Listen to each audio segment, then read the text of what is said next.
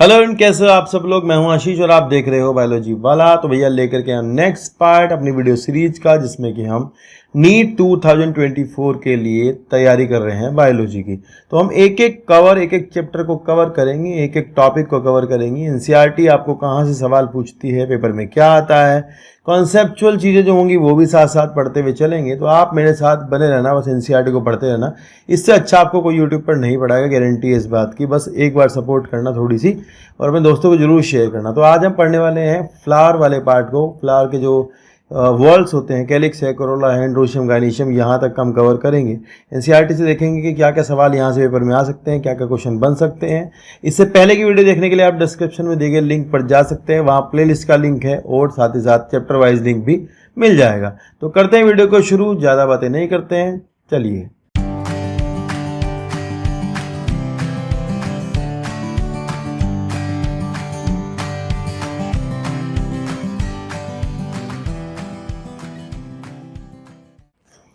आज का हमारा टॉपिक है पार्ट ऑफ द फ्लावर। इससे पहले आप देख लेना, डिस्क्रिप्शन में लिंक होगा। पार्ट ऑफ द फ्लावर में आप देखो, सबसे पहला पार्ट है। एक बात बताते हैं कि नॉर्मल जो आपका फ्लावर होता है, नॉर्मल फ्लावर में आपके टोटल 4 वर्ल्ड होते हैं। 4 वर्ल्ड्स आर प्रेजेंट। 4 वर्ल्ड में अगर आप जाओगे तो सबसे आउटर वर्ल्ड जो होगा वो कैलिक्स होता है, जो कि सेपल से मिलकर बना होता है। तो ध्यान से देखो, the calyx is outer most world. सबसे बाहर का जो वर्ल्ड है वो कैलिक्स होता है, और वो आपका सेपल से कॉन्स्टिट्यूट होता है। मतलब जितने भी सेपल होते हैं वो मिल करके आपके क्या बनाते हैं, कैलिक्स बनाते हैं। इसको अगर आप फ्लोरल फॉर्मूला में रिप्रेजेंट करोगे तो आप ध्यान रखोगे कि इसको हम के से रिप्रेजेंट करते हैं। ये एक सवाल में आगे आएगा, ध्यान रखना कि के से इसको शो करते हैं। फिर आगे मिलेगा the calyx, the sepals may be green, the sepals are green and leaf like and protect the flower in the bud stage. The calyx में भी गैमोसेपेलस। अगर कैलिक्स जो है वो जुड़े हुए हों, यानी सारे के सारे सेपल जो है वो आपस में जुड़े हो सकते हैं। जैसे कि आपको एग्जांपल मैं दे दूं, यहाँ पर मस्टर्ड में आपको मिल जाएंगे जुड़े हुए, और रेडिश में मूली आपकी ब्रासिकेसिका है, इसमें आपको जुड़े हुए मिल जाएंगे।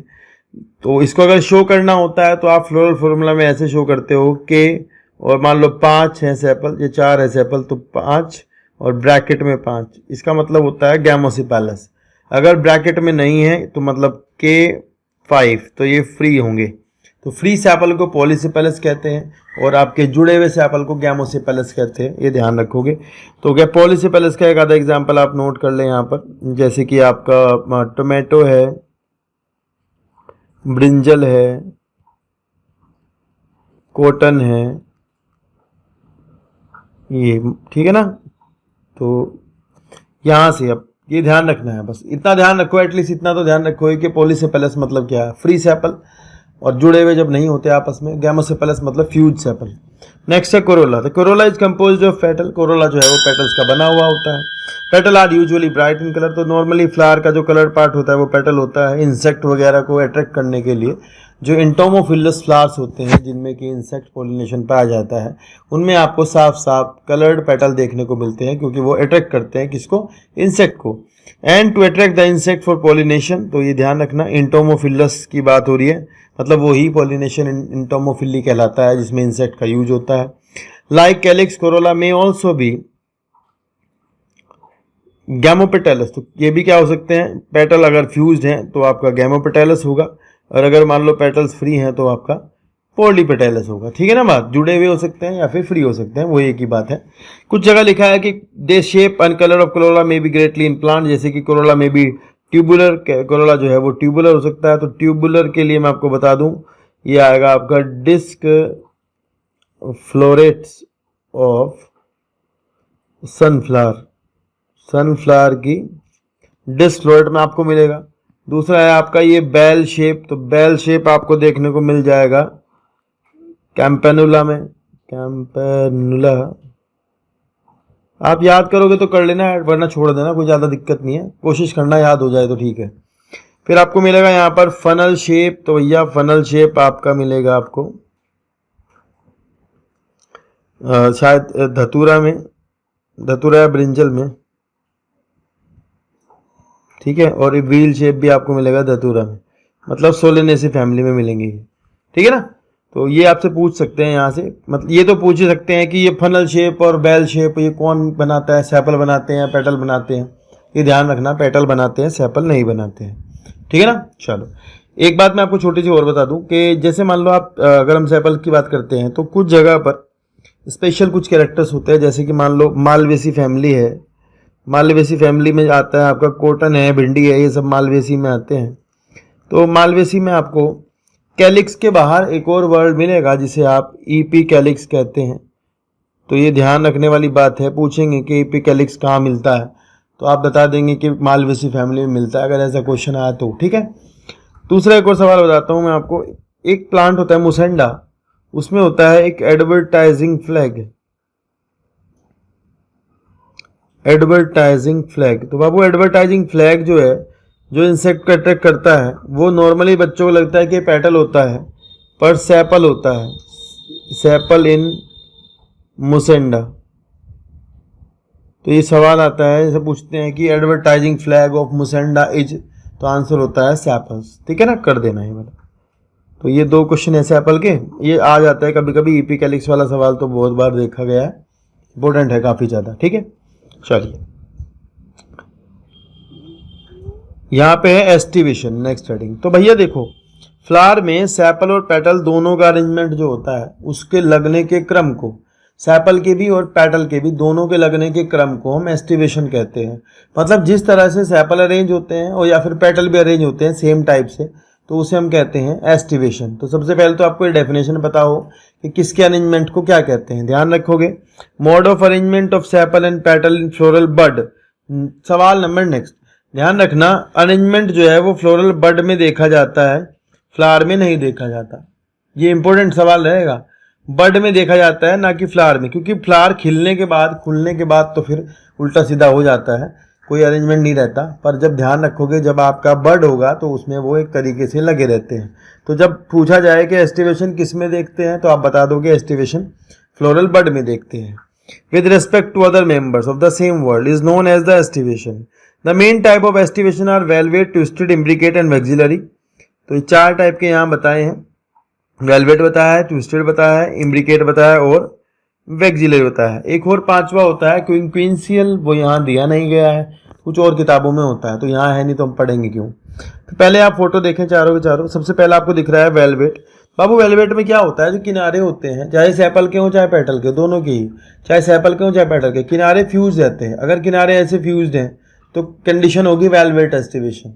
अगर ऐसे ओवरलैप हैं, और ओवरलैपिंग का एक तरीका है, एक किनारा अंदर अगले वाला बाहर, एक किनारा अंदर अगले वाला बाहर, तो ये होता है आपका ये दूसरे वाला। दूसरा है ट्विस्टेड, सेकंड है ट्विस्टेड, पहला है वेलवेट। तो बाबू वेलवेट कंडीशन के लिए आपको एग्जाम्पल में मालवेसी फैमिली के एग्जाम्पल दिए हैं किताब में, तो आप ध्यान रखना। कॉटन मिलेगा, मालवेसी का है, भिंडी मिलेगी, मालवेसी की है ना भाई, तो चाइना रोज भी मालवेसी का है। तो ये जरूर ध्यान रखोगे कि आपको वेलवेट यहाँ मिलेगा। दूसरा आपको किताब में देखोगे तो फैबेसी फैमिली में सेपल का जो अरेंजमेंट है वो भी वेलवेट है, ठीक है ना। फैबेसी के सेपल यानी फैबेसी का कैलिक्स जो है वो वेलवेट शो करता है। अगर आप सोलेनेसी में देखोगे तो वहां भी आपको सेपल पेटल दोनों में वेलवेट मिलेगा। लिलिएसी में देखोगे तो वहां टैपल का अरेंजमेंट जो है वो भी वेलवेट होगा। तो भाई ध्यान रखना है, आगे आएगा तो हम पढ़ेंगे ध्यान से, ठीक है। चलो दूसरा है ट्विस्टेड। बाबू ट्विस्टेड में आप देखो, ट्विस्टेड में एक किनारा अंदर है, दूसरा किनारा बाहर है, एक किनारा अंदर दूसरा बाहर। एग्जाम्पल किताब में दिया है कैलोट्रोपिस।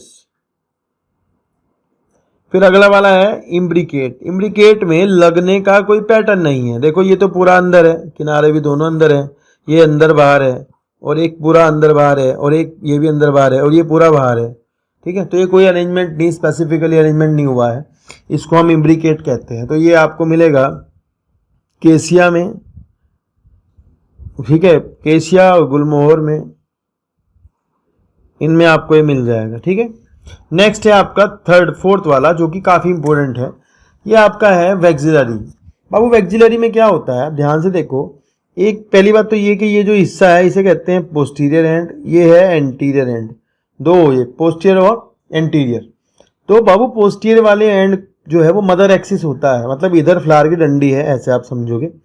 और यहाँ पर आप देखो ये सबसे ऊपर दिख रहा है आपको एक सिंगल जो बड़ा सा आपका पेटल है, ये आपका बड़ा सा पेटल है, तो इसको कहते हैं झंडा यानी फ्लैग, ठीक है, यानी इसको कहते हैं वैक्सिलम, ठीक है, वैक्सिलम या फ्लैग, या फिर इसी को कहते हैं स्टैंडर्ड।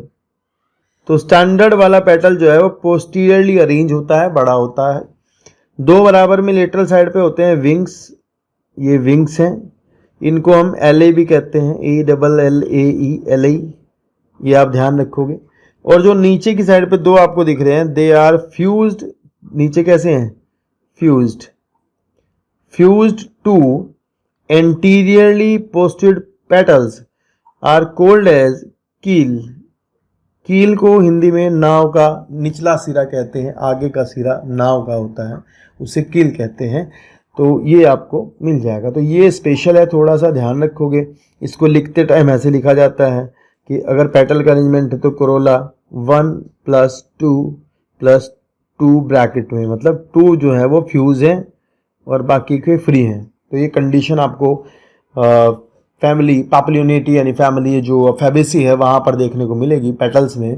पाप्लियोनेशियस टाइप भी इसे इसलिए कहते हैं क्योंकि पहले जो था फैबेसी पैप्लियोनेटी में थी, तो अभी क्या है फैबेसी नाम रख दिया, पर इसका नाम अभी भी पैप्लियोनेशियस टाइप ही है, वैक्सिलरी टाइप। और ये पेटल का अरेंजमेंट है किसके, फैबेसी के। तो ये ध्यान रखना पेटल्स का है। सेपल का अगर आप वहाँ देखोगे फैबेसी में तो आपको वहाँ पर वेलवेट मिलेगा, ये ध्यान रखना बाबू, ठीक है, ये क्वेश्चन बन सकता है।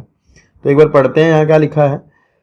लिखा है व्हेन सेपल और petal in whorl just touch one another at the margin without overlapping as in Calotropis.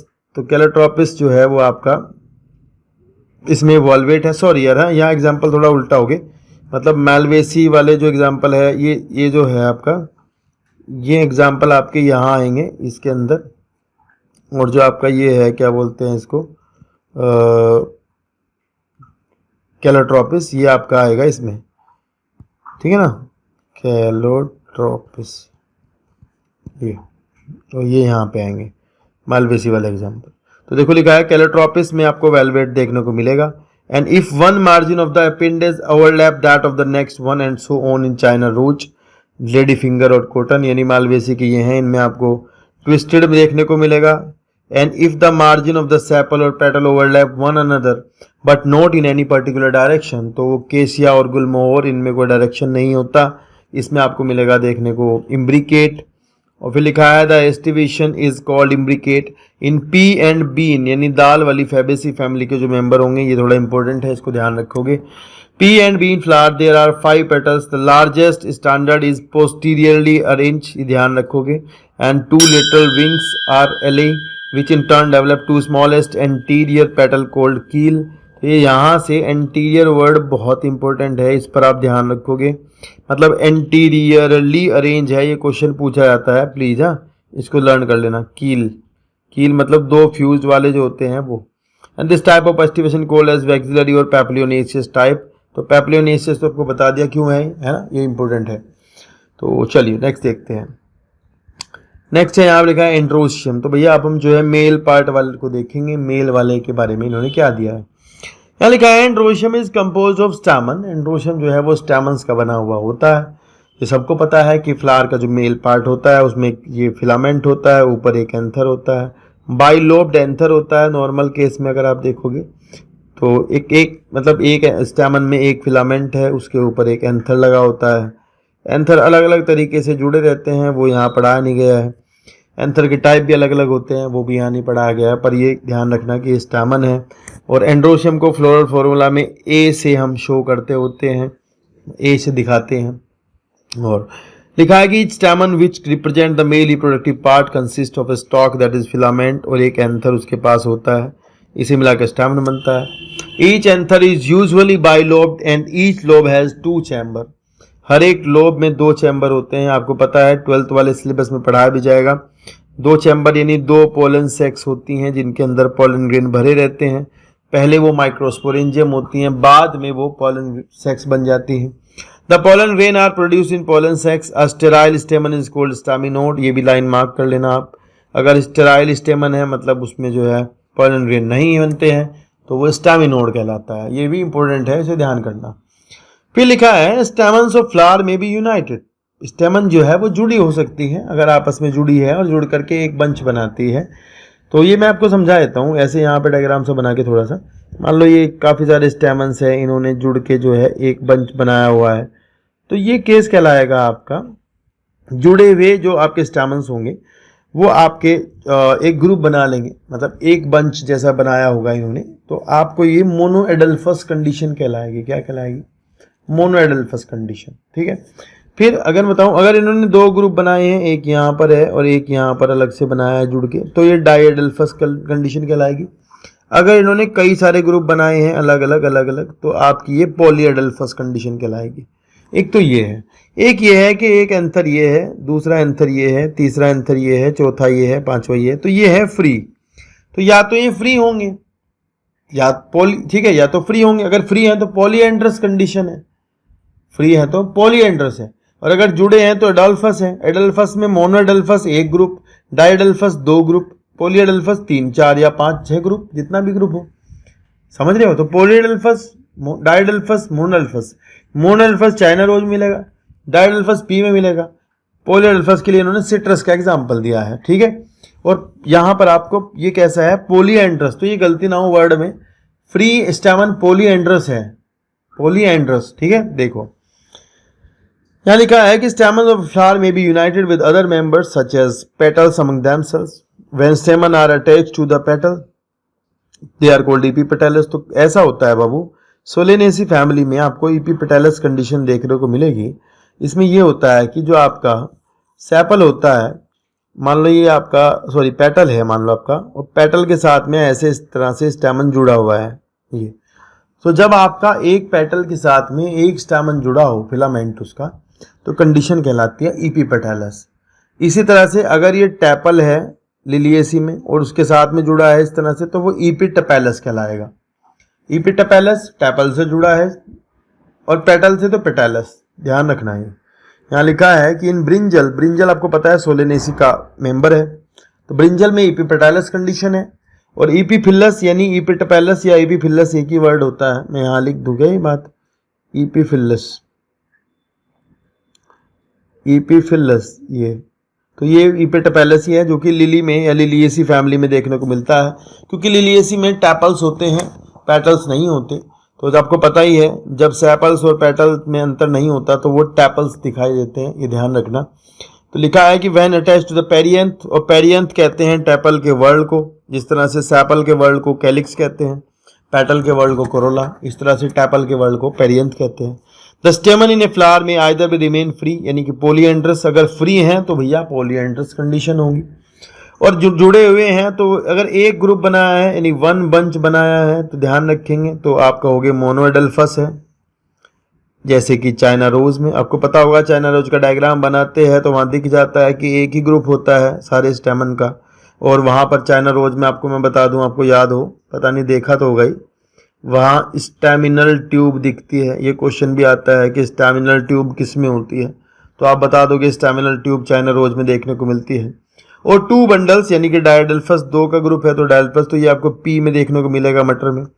Any two more than two bundles यानी पॉलीएडल्फस हैज इन सिट्रस। तो यार यहाँ से सिट्रस वाला एग्जाम्पल बहुत अच्छे से याद करना है, ये आता है, मतलब कई ग्रुप बनाते हैं तो सिट्रस में होता है। ठीक है। पॉलीएडल्फस मतलब सिट्रस।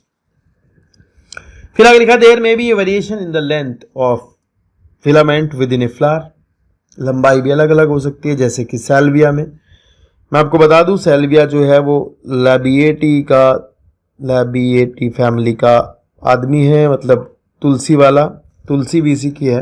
लैमिएसी फैमिली, लैबिएटी फैमिली, इसमें आपको जो है गाइनोबेसिक स्टाइल मिलती है। एक ये सवाल है, बहुत एग्जाम में आता था पहले, गाइनोबेसिक स्टाइल कहाँ होती है लैमिएसी में। तो लैबिएटी सैल्विया लैबिएटी का है। इसमें आपको एक कंडीशन देखने को मिलेगी, इसमें आपको मिलेगा डाइनामस कंडीशन।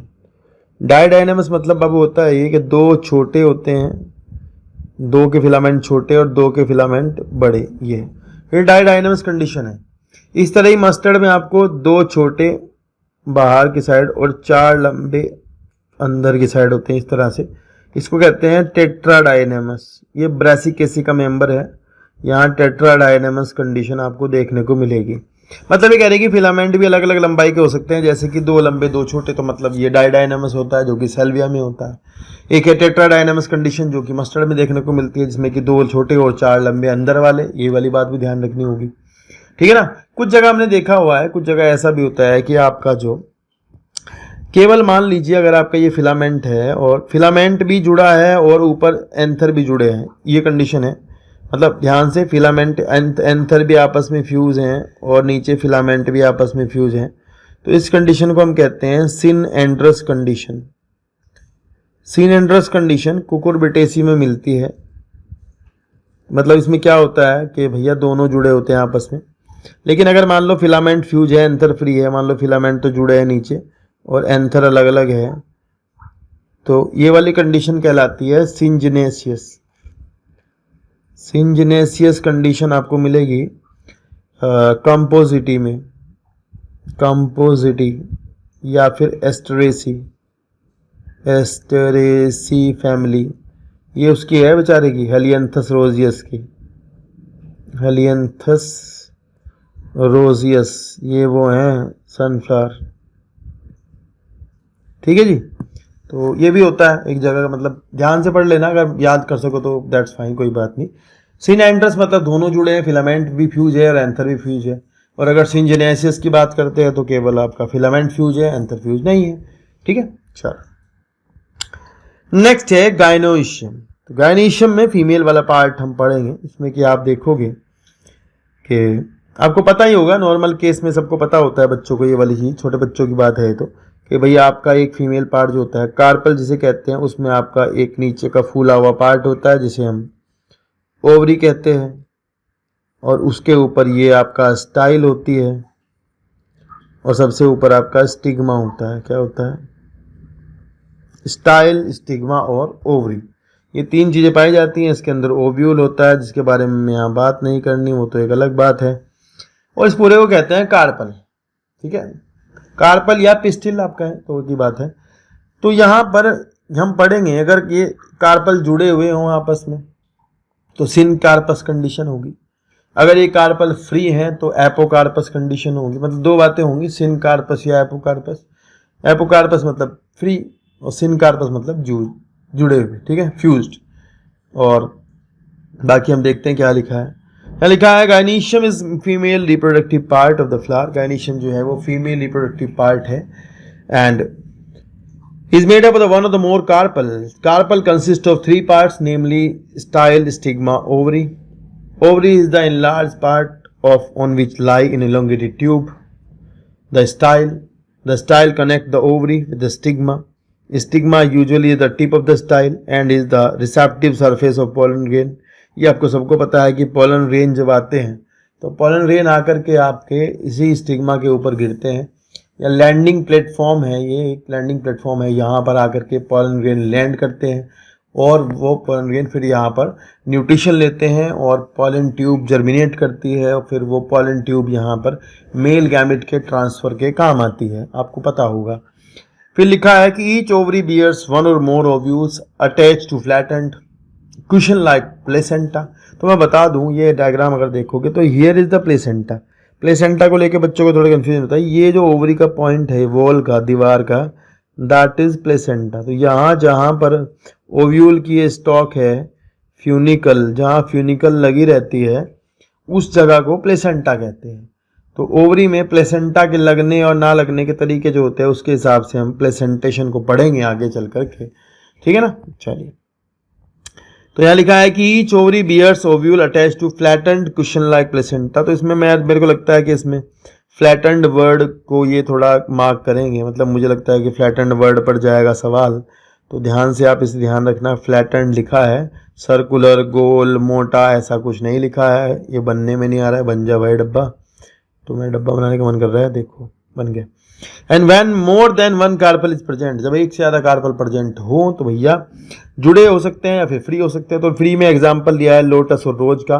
एक एग्जाम्पल आप यहाँ डाल लो जो कि आपको 11th क्लास 12th में मिलेगा, माइकेलिया। तो ये ध्यान रखना, यहाँ पे नोट कर लेना, माइकेलिया भी एपोकार्पस कंडीशन शो करता है। तो 3 एग्जाम्पल आपको याद करने हैं बस, लोटस, रोज और माइकेलिया एपोकार्पस के। बाकी जगह आपको सिनकार्पस कंडीशन देखने को मिलती है ज़्यादातर।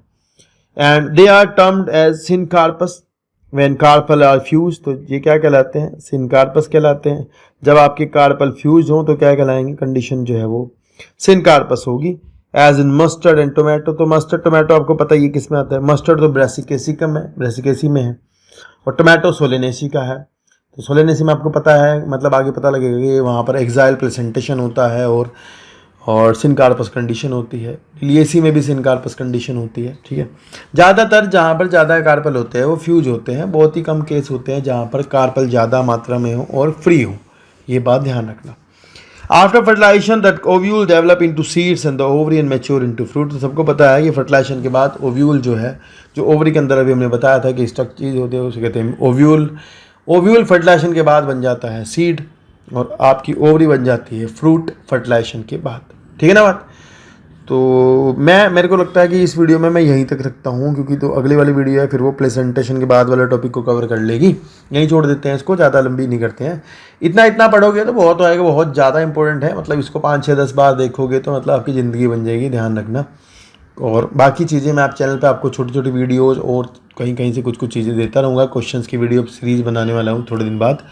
बस आप चैनल के साथ बने रहना, सपोर्ट करते रहना, लगातार वीडियो चैनल पे मिलती रहेंगी आपको बिल्कुल अच्छे से एकदम। ऐसा कोई नहीं बताएगा, ये ध्यान रखना। अभी तो आपको लग रहा होगा, लेकिन आप बाद में ध्यान से आपको समझ में आएगा कि कितना ज़्यादा बताया, क्या बता दिया है, ठीक है। इंपॉर्टेंट है बहुत ज़्यादा, तो इससे आपका सिलेक्शन हो जाएगा, कोई ताकत रोक नहीं पाएगी, ठीक है ना। तो मिलते हैं नेक्स्ट वीडियो में, इसके में इतना ही रहेगा, और टेक केयर, बाय बाय।